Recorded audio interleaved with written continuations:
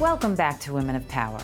She's been called one of the most influential Black women in journalism, and this year we honored Susan Taylor at the 2015 Legacy Awards. Take a look.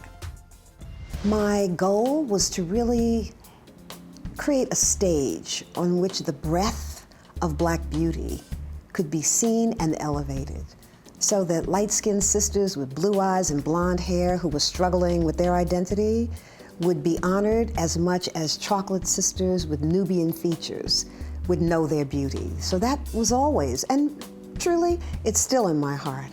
Called one of the most influential Black women in journalism, Susan Taylor has touched millions as editor-in-chief of Essence. One of the first lifestyle magazines for Black women, she started in the year of the magazine's launch, a single mom with no college degree, facing the challenges of an entirely new career. When I joined Essence, I was 24, and I joined as the beauty editor, and then a year later became fashion and beauty editor. I was so honored to have that opportunity because at that time, women who had journalism degrees weren't interested in writing about anything as mundane as beauty. You were very much the face of Essence, and we all know that famous profile and the beautiful smile. But what you wrote about and what you embodied really was much deeper than that. And you did that in a really seamless way, largely through your column In the Spirit, which just became its own brand. When you started that column, what were you thinking? I asked the publisher, I said, Ed, do I have to write an editorial? Maybe I don't have to do that. And he said, yes, you have to write an editorial. And I just said, what do you know? What do you care about? What I know and care about is our inner life. And it's still my passion, trying to understand who we are from the inside out. I didn't know that it would become the first popular magazine to really write about spirituality. That sort of quest for balance, you know, it's the quintessential woman question. Work-life balance, how do you do it? And it really is about balancing your inner life. And you always prioritized that. People think because I wrote In the Spirit that I really had it all together. And people always think that I wrote In the Spirit for them when in fact, Carolyn, I was writing it for me. In the Spirit was really about what I was growing through. And balance is not just women's struggle, it's all of our struggle, it's the struggle in the world. So I'm still looking at how I can be more balanced and more effective in helping the people who are around me and the children who we serve. You know, maybe my daughter would say that I could have done more serving at home, you know, than I did of the community. And that's really something that I wish I could do again. If I could mother my daughter all over again, I would have been a more balanced parent. Yeah, things you know as a grandmother that maybe you didn't know as a mother. Well, luckily there's time, right? Yes. Fix it with your granddaughter. That's right.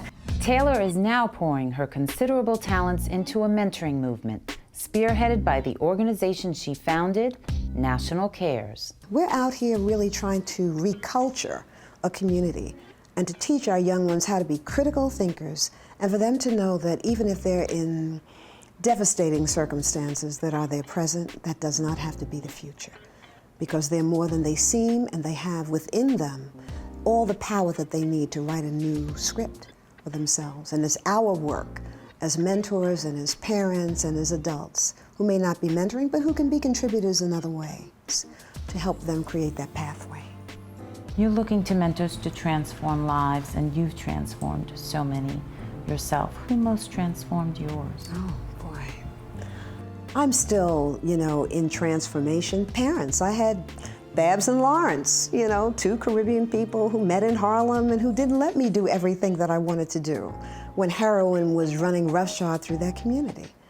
I had parents who were determined that we went to church on Sunday. You know, even if my father wasn't going, he made sure that we went, you know? And just working with the people at Essence, I worked with some of the most brilliant women and men on the planet, caring people who nurtured me. Marsha Ann Gillespie, who when I said, I can't write, I hadn't gone to college. She said, if you can speak, you can write. And that writing would make Susan Taylor a sounding board for the crucial concerns facing changing communities and the women at their core. Before there was Oprah, there was you. Oprah has said that openly. What do you see as you look at the children you serve now? Who's coming behind you, behind Oprah? And does it worry you, or are you starting to sense, no, it's really going to be okay? Oh my gosh, when I look at the young people succeeding me and Oprah and all those women of our generation, I see phenomenally educated women. I see caring hearts. I see young people who are frustrated with elders who drop the baton and who are picking it up and who are willing to go the distance. You know, everyone to this day, I think, no one thinks of Essence and doesn't think of Susan Taylor.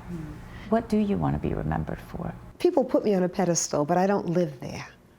You know, I am Susan Taylor, who grew up in Harlem and Queens, and same person who people knew a long time ago, and it surprises people. I'm focused on what I'm doing right now. I want to be excellent in everything that I do. I want to be loving and kind to everyone, no matter how they treat me. And that's not always easy, but that's what I'm striving toward. When we come back in Our Power of the Purse, Shartia Brantley examines the new imperative to build women's wealth.